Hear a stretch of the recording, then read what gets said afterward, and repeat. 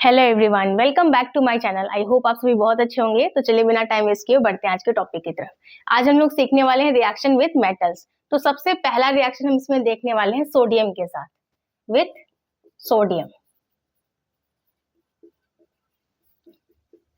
इसका एक और नाम भी है। ये कौन सा रिएक्शन है? हमारा वुर्ज रिएक्शन। ये आपने 11th में पढ़ा होगा इसके बारे में। तो इसको समझते हैं, ये रिएक्शन क्या है। इसमें सबसे पहले हम कोई अल्काइल हैलाइड लेते हैं, ठीक है। तो यहाँ हमने ले लिया अल्काइल हैलाइड यानी R बॉन्ड X, प्लस हम लेते हैं सोडियम, ठीक है। अब सोडियम के यहाँ पे हम 2 एटम लेते हैं, प्लस एक और मॉलिक्यूल हम किसका लेंगे? अल्काइल हैलाइड का। तो एक और हमने ले लिया RX। किसके प्रेजेंस में होता है ये? ड्राई ईथर के, ठीक है। तो अब यहाँ पर हमारा प्रोडक्ट क्या बनेगा? हमने लिया अल्काइल हैलाइड, इसके 2 मॉलिक्यूल्स हमने लिए RX के और 2 एटम हमने सोडियम का लिया है। ड्राई ईथर के प्रेजेंस में ये रिएक्शन हो रहा है, तो हमारा प्रोडक्ट क्या बनता है? अब यहाँ से हमारा X और यहाँ से X और यहाँ से 2Na बाहर निकलता है, ठीक है। तो क्या बनेगा? 2 मोल किसके बन जाएंगे? NaX के, 2NaX प्लस क्या बन रहा है? R और R यानी R बॉन्ड R। ये क्या है? अल्केन। तो ये बनेगा हमारा प्रोडक्ट। इस रिएक्शन को हम वुर्ज रिएक्शन कहते हैं। इसमें क्या होता है? अल्काइल हैलाइड के हम 2 मॉलिक्यूल्स लेते हैं और सोडियम के हम 2 एटम लेते हैं। इसका रिएक्शन होता है in the presence of dry ether. तो हमारा प्रोडक्ट क्या बनता है? यहाँ से NaX हमारा बाहर निकल गया, ठीक है, 2 मोल निकला है, ठीक है, प्लस R बॉन्ड R यानी एल्केन बन गया। फॉर एग्जाम्पल यहाँ पर हमने कोई अल्काइल हैलाइड ले लिया, ठीक है, प्लस 2Na प्लस क्या करना होता है? फिर एक और लेना होता है आपको मॉलिक्यूल अल्काइल हैलाइड का। तो हमने ले लिया ClCH3। जो लिया है उसी को आपने लिया, ठीक है, सिमिलर।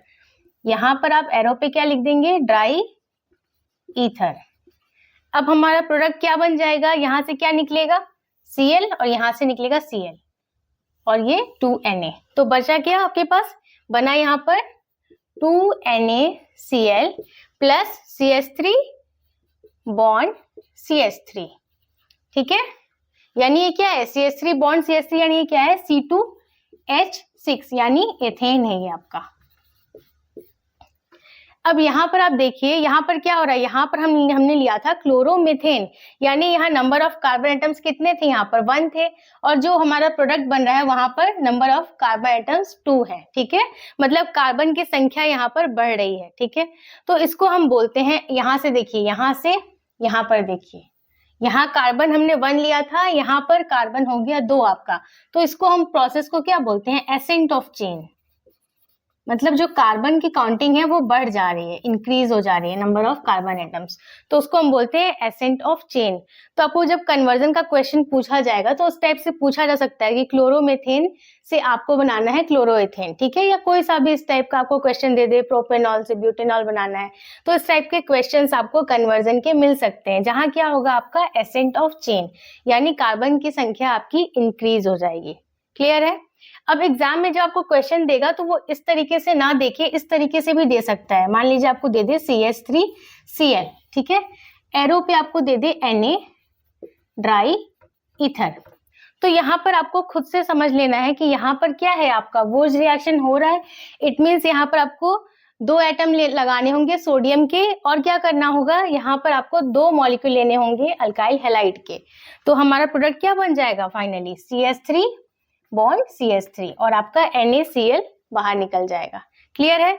तो आपको एग्जाम में ये इस तरीके से भी दे सकता है, सिर्फ एरो पर इतना ही लिखा होगा Na या ड्राई ईथर, और यहाँ पर कुछ भी मेंशन नहीं किया होगा। तो आपको बस ये देख के समझ जाना है कि Na है, ड्राई ईथर है, इट मीन्स ये हमारा वुर्ज रिएक्शन यहाँ पर हो रहा है।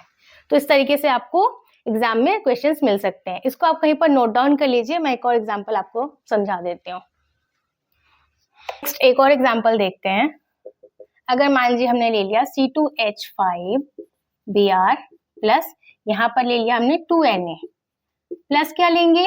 इसी को लेंगे हम एक और मॉलिक्यूल यानी BrC2H5। यहाँ पर क्या लिखेंगे एरो पे? Dry ether. तो हमारा प्रोडक्ट अब क्या बन जाएगा? यहाँ से क्या निकल जाएगा?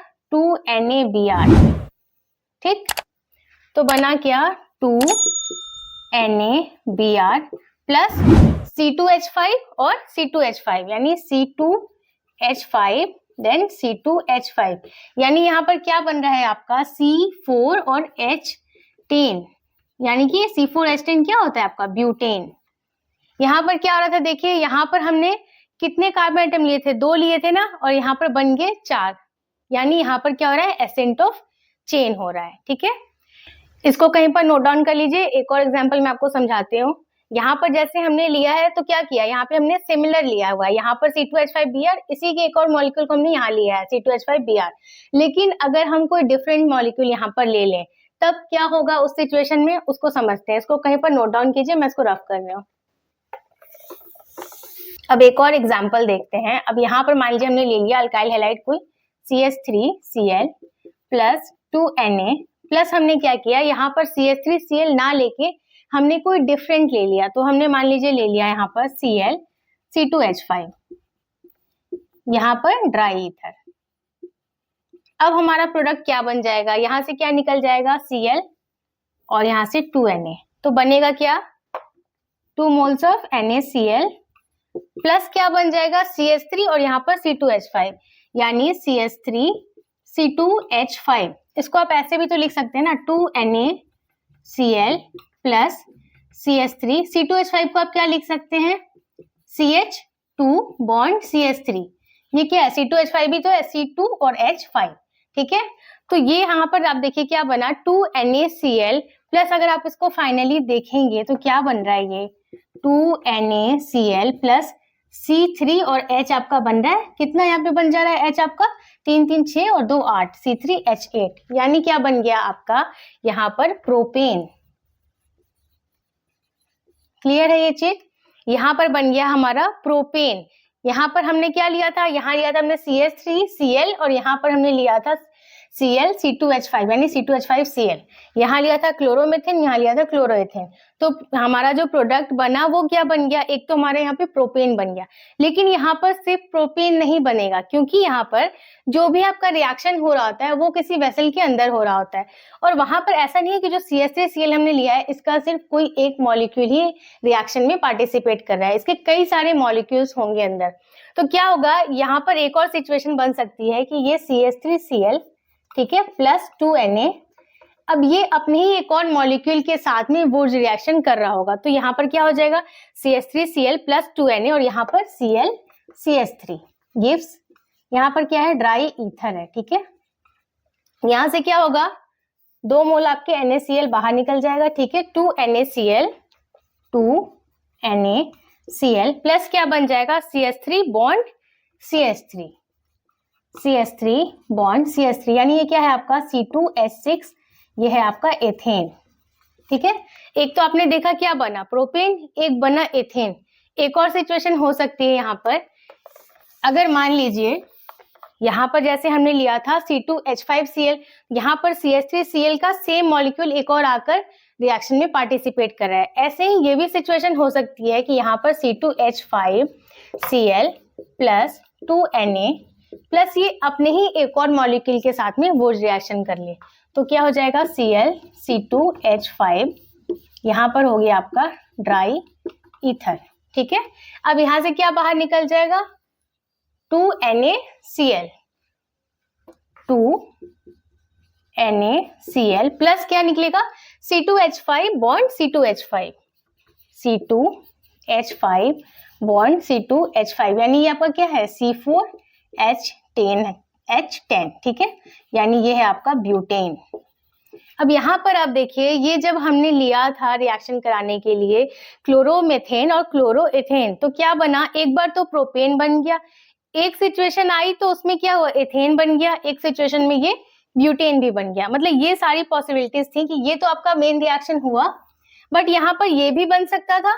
ठीक है, और ये वाला प्रोडक्ट भी बन सकता है। तो क्या होता है कि जब वो रिएक्शन कराते हैं तो हम कोशिश करते हैं कि सिमिलर ही यहाँ पर हम दोनों रिएक्टेंट्स को लें। जैसे यहाँ पर अगर हमने CH3Cl लिया तो यहाँ भी हम इसी का एक और मॉलिक्यूल लें, ना कि कोई डिफरेंट, क्योंकि अगर हमने कोई डिफरेंट लिया है तो जो मिक्स्ड प्रोडक्ट आपको मिलेंगे, जो आपका फाइनल जो प्रोडक्ट मिलेगा वो भी मिक्स्ड मिलेगा, मतलब वहाँ प्रोपेन भी मिलेगा आपको, एथेन भी मिलेगा और ब्यूटेन भी मिलेगा, ठीक है। तो कोई एक यहाँ पर डेफिनेट आपको प्रोडक्ट नहीं मिल रहा है, इनडेफिनेट मिल रहा है। जबकि अगर आप सिमिलर लेते हैं, सेम लेते हैं, तो क्या होता है, वहां पर आपको एक ही प्रोडक्ट मिल रहा होता है। तो कोशिश हमेशा यही करनी चाहिए, कोशिश क्या हमेशा यही करना ही चाहिए कि वो रिएक्शन में हमें यहाँ पर सिमिलर ही यहाँ पर एक और मॉलिक्यूल लेना चाहिए, ना कि डिफरेंट, क्योंकि डिफरेंट लेने पे प्रोडक्ट भी हमारे मिक्स्ड मिलते हैं। यहाँ देखिए आप ब्यूटेन मिला, प्रोपेन भी मिला और इथेन भी मिला। तो इसी तरीके से अगर आपको एग्जाम में क्वेश्चंस आए वो रिएक्शन के ऊपर, तो आपको 12th में बस इतना ही बताना है, लेकिन अगर 11th में वो रिएक्शन है तो उसको आपको काफी डिटेल में पढ़ना है, ठीक है। So that's all for today. I hope आज का वीडियो आपको यूजफुल लगा।